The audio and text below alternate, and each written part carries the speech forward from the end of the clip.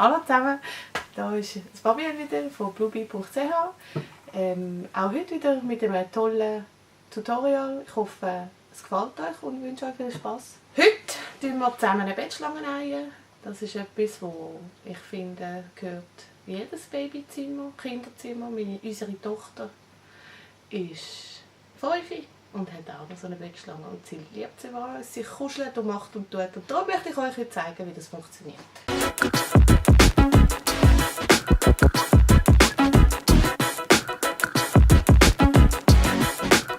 Dazu brauchen wir heute ein Rollmesser. Ich schneide mit dem fürs Leben gern. Ich brauche keine Schere mehr, ich mache alles mit dem. Ich finde, es geht viel einfacher. Genau, gibt es ja auch eine Farbe und ein Lineal braucht man natürlich auch zum schön gerade schneiden. Geht auch ein bisschen einfacher. Es gibt verschiedene Ausführungen, schmal und breit. Güffeli, die mit Güffeli stecken. Ich persönlich tue die Wanderclips bevorzugen. Ich finde, die hinterlassen keine Löcher und kann man auch, vor allem wenn man Leder näht oder Wachstuch, tut man die brauchen. Gibt es klein und groß. Was auch immer muss dabei sein, ist ein Nahttrenner. Ich hasse das Ding, aber er gehört leider ein bisschen zum Nähen dazu. Ich hoffe, heute brauchen die und ich ihn nicht. Und dann natürlich Baumwollstoff nehme ich dazu und Stopfwatte. Ja, let's go. Ihr könnt ganz verschiedene Massen nehmen.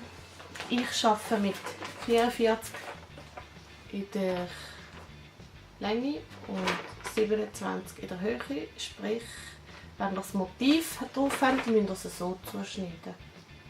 Weil die lange Seite werden dann aneinander genäht, wird umgefaltet und das ist dann nachher eure Bettschlange. Sonst sind die Motive auf dem Kopf.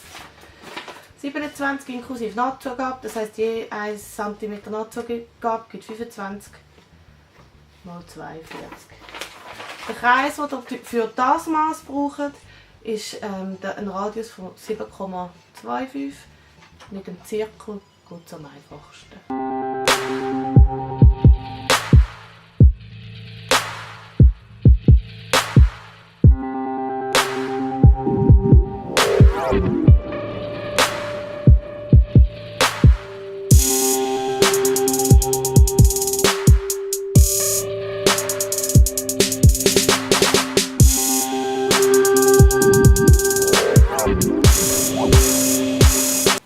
Schon zum Nähen. Ich nähe es immer gleich. Und zwar so. Sterne, Motiv und Uni aneinander. Ganz wichtig ist immer die lange Seite studieren. So aneinander nähen. Dann könnt ihr die Wanderclips benutzen.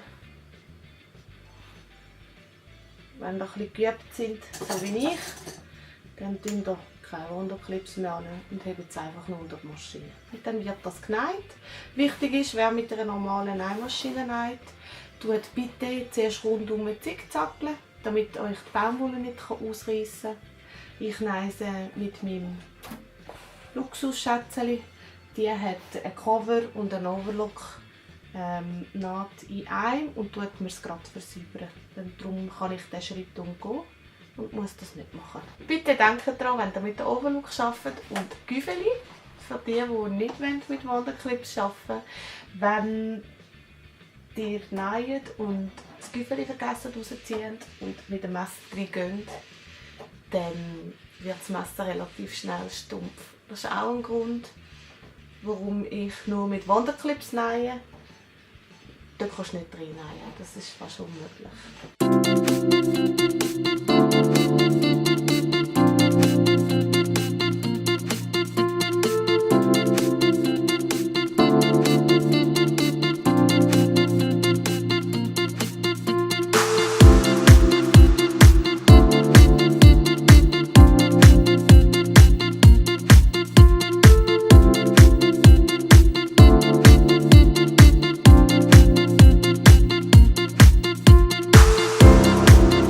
Haben wir hier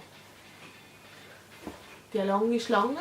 Ich tue immer wirklich schön abwechseln und ich schaue auch, hier haben wir jetzt halt blau am Anfang. Und hier haben wir Sternchen. Aber es ist halt wirklich immer schön abgewachsen. Ich finde das ein bisschen schöner. Manchmal tue ich auch ein bisschen mit der Breite, kann man übrigens variieren. Also man kann zum Beispiel zwischendurch eins breiter machen oder man kann die am Anfang breiter machen und dann schmäler werden und dann in der Mitte wieder ein ganzes breit. Also dort ist der Fantasie wirklich keine Grenze gesetzt. Der nächste Schritt ist, ihr könnt mit dem Glätteisen das bügeln auf einer Seite und absteppen. Entweder mit der Nähmaschine oder mit dem Cover. Ich tue mit dem Cover absteppen. Ich finde das einfach eine schöne Naht. Wenn ihr die Nähmaschine nehmt, könnt ihr auch Zwillingsnadeln nehmen. Sieht auch aus wie gecovert. Warum absteppen? Ich finde, dann, wenn man hier die Nahtzugabe hat und die nicht absteppt, dann kann das für das Kind unbequem sein. Hingegen, wenn man es schön absteppt, gibt es eine schöne Naht und auch zum Liegen ist es schön angenehm.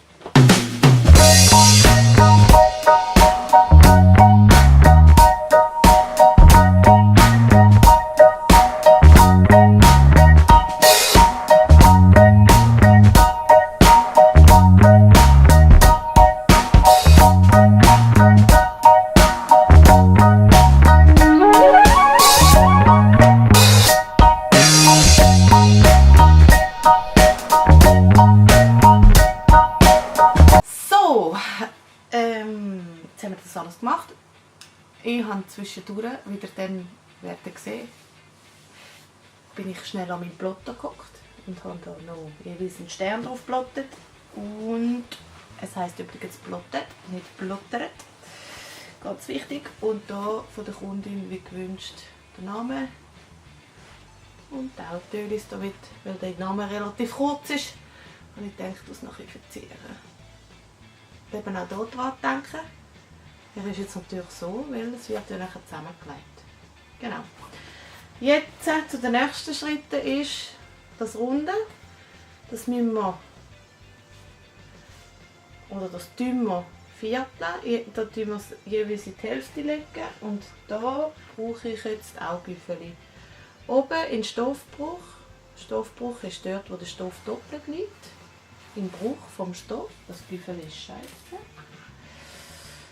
Jeweils mit einem Güffeli arbeiten und markieren.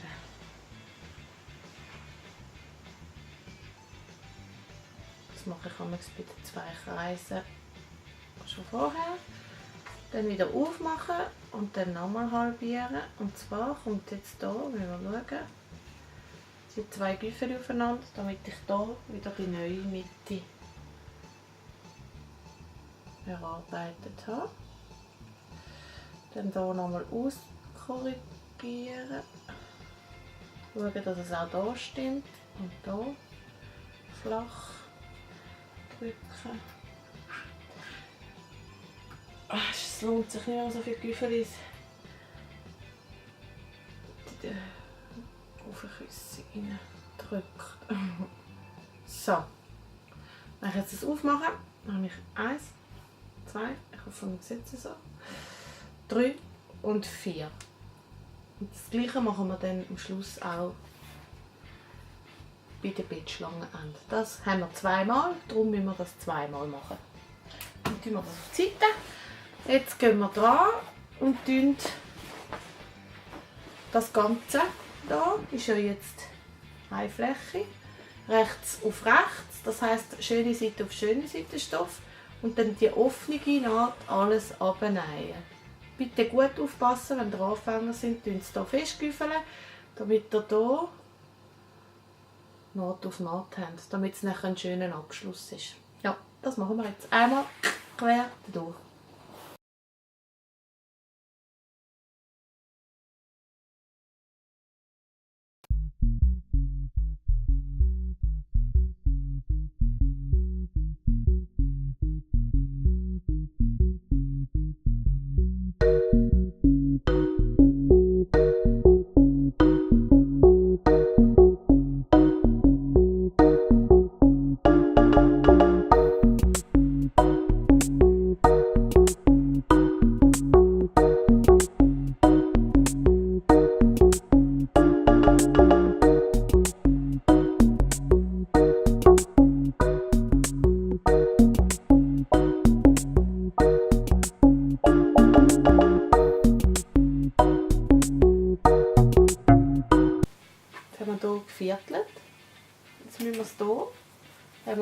zusammengenäht, haben einen Schlauch bekommen.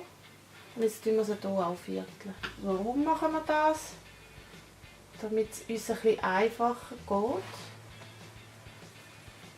Mit Zusammennähen. Es wird viel genauer. Und hier müsst ihr schauen, kommt die Naht direkt bei den Nadeln an. Und dann tun wir das am Schluss wird es geviertelt. So, jetzt haben wir das auch geviertelt. Jetzt haben wir hier auch 4 Nadeln. Jetzt die Naht ist natürlich immer unten. Also, dann wissen wir, wenn wir den Stern, je nachdem wie wir ihn positionieren wollen, bei mir spielt es jetzt nicht so eine Rolle, weil es hat überall die Autos, schauen mal auf, mal runter. Und dann stecken wir das hier Nadel auf Nadel an. Und das machen wir einmal rundherum. Und jetzt werden wir feststellen, warum wir das geviertelt haben. Es geht euch wirklich viel, viel einfacher. Und der Kreis ist schöner.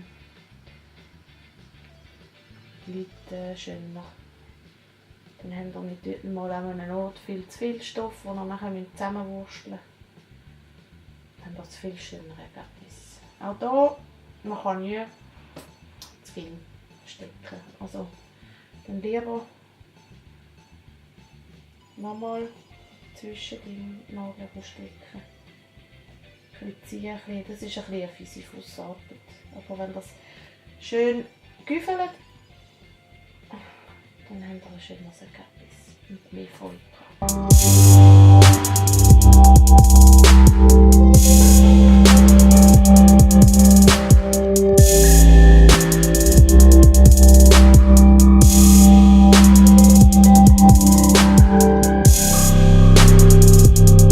Jetzt habe ich das fertig genäht. Wenn man das schön genau steckt, im Grund näht, dann gibt es eine schöne Endung. Und dann wird das einmal auf rechts gekehrt. Und dann sind wir schon fast das fertiges Ergebnis. Überall wirklich sicherstellen, dass alle nicht sehen. Das ist fast perfekt rund geworden. Und jetzt kommt die schönste Arbeit. Stopfen, ich hasse es. Stopfen gut, stopfen dicht und nehmen kein billiges Material. Ich wünsche viel Spaß.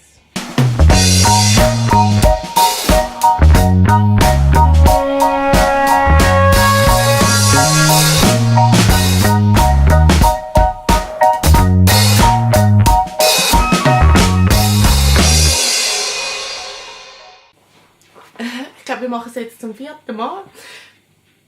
Ich habe die Wendeöffnung, vor allem habe ich das Wort gesucht, mit der Nähmaschine gemacht. Ich finde gerade bei kleinen Kindern und wenn man noch Nähanfänger ist es gescheiter, die Wendeöffnung von der Nähmaschine schliessen und die Naht sitzt, als wenn ihr eine schlechte, von Hand geschlossene Matratzenstichnaht habt. Natürlich ist ein Matratzenstich viel schöner, man sieht es nicht, aber wirklich nur für Geübte. Und es muss wirklich satt angezogen werden, das Zeug muss heben.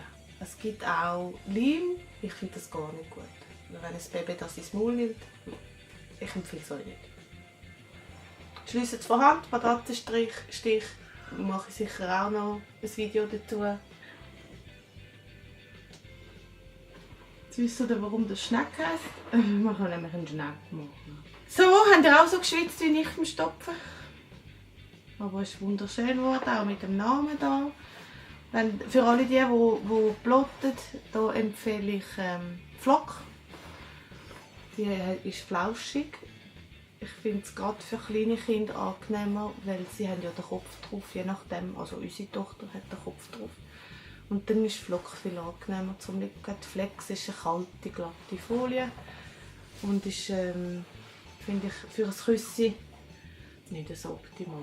Meine ist 2 Meter lang. Das heisst, wenn ihr ja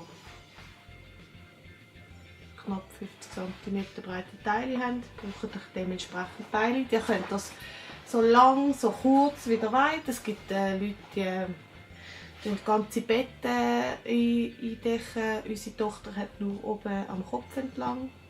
Sie hat glaube ich auch 2 Meter. 2 Meter ist so das, was ich so immer nähen. Hier seht ihr, wenn ihr es schön rund genäht habt, dann habt ihr hier eine saubere Naht. Sonst habt ihr jetzt hier nicht rund, sondern eckig. Und das wollen wir ja nicht. Wir wollen rund haben. Jetzt bleibt mir nur noch zu sagen, Prost, ich habe mein Red Bull verdient. Was trinkt ihr? Schönen Abend. Wenn es euch gefallen hat, liket es, tragt euch ein, würde mich freuen. Es gibt sicher noch viele Videos, ob mit Plotten, Nähen, kleine Do-it-yourself. Könnt mir auch schreiben, was ihr gerne sehen. Falls ihr Fragen habt, nur her, stellen. Ich versuche es so gut wie möglich zu beantworten. Kommentare, freue mich, Anregungen. Ich habe jetzt, wie ihr gesehen habt im Video, habe ich mich für Nähmaschinen ich habe mich entschieden, wie ihr gesehen habt im Video, habe ich mich entschieden, die Öffnung, also, ach Mann, jetzt habe ich das Blackout, wie heisst die noch? Wandel. Ah, danke. Ah. Wie ihr gesehen habt vor dem Video, habe ich